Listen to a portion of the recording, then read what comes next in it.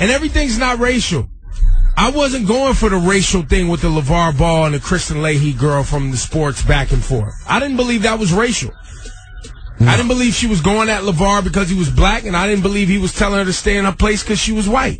I believe that he was not dealing with her because, as he described it, she's a hater. I think you're probably right.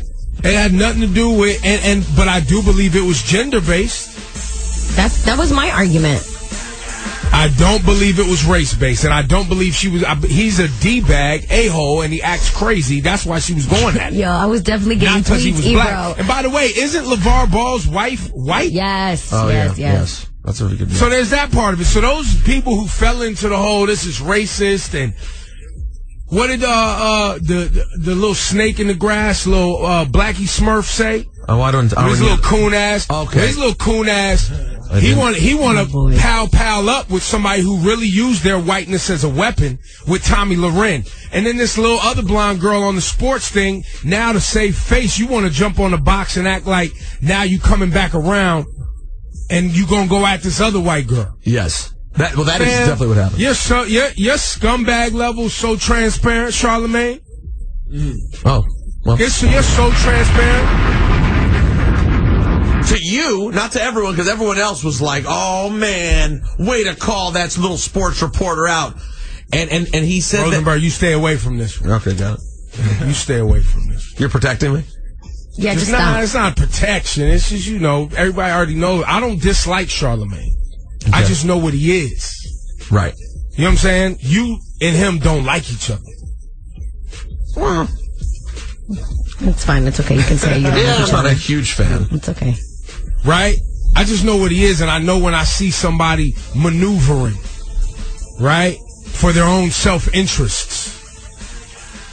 Which, fine, get your money, do what you do. But I'm not falling for everything as race.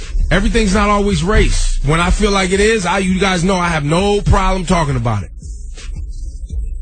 I have no problem talking about what's going on right now with regard to the war against black and brown on a worldwide level. But you didn't think that her saying that she felt threatened had anything to do? I don't think it had anything to do with him being black. I think it had everything to do with his tone of voice and how he was talking to her. And I believe that was gender. I don't believe that was race. I believe she used her gender in a way that some people have to be like, oh, your tone of voice, you're scaring me.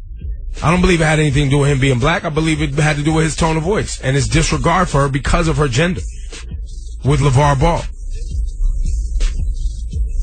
Now, you could get into more subtle conversations of why is she so comfortable using her gender. Maybe that has to do with her whiteness, right? Or if she was a woman of a different ethnicity, would his tone of voice have maybe caused her to feel that way or not? Maybe you could get into that, but I don't think that was the motive. Sure. Rosenberg, why'd you put a battery in my back today? You know I'm sensitive. I said it off the air. I'm sensitive. Yeah, we told you not to go there. Like, we told you to calm down. But it's too late. It's too late once you bring it up. It's what is the show. When I come here to do this show, it's what's in the forefront of my mind. All right. It's what what I talk about on the program is my passion.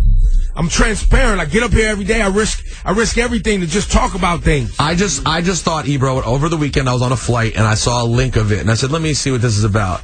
And I said, oh, that's interesting that you are utterly racially villainizing the girl reporter, but you didn't want to villainize the girl who called the Black Lives Matter movement the same as the Ku Klux Klan. But you're going to come for this white girl, and you know because the public is so racially divided that because she's an easy little target to pick on, I'm going to take it a step further. And you can clean up what you did before. Well, no, and they can cross-promo one another, right? So you can have the Jason Whitlock dude and the Kristen Leahy. They can talk about you on their program. That's what happened, right? And y'all could get cross-promo, and then we're going to talk about it on our program because I hate the BS. So it is masterful in that regard.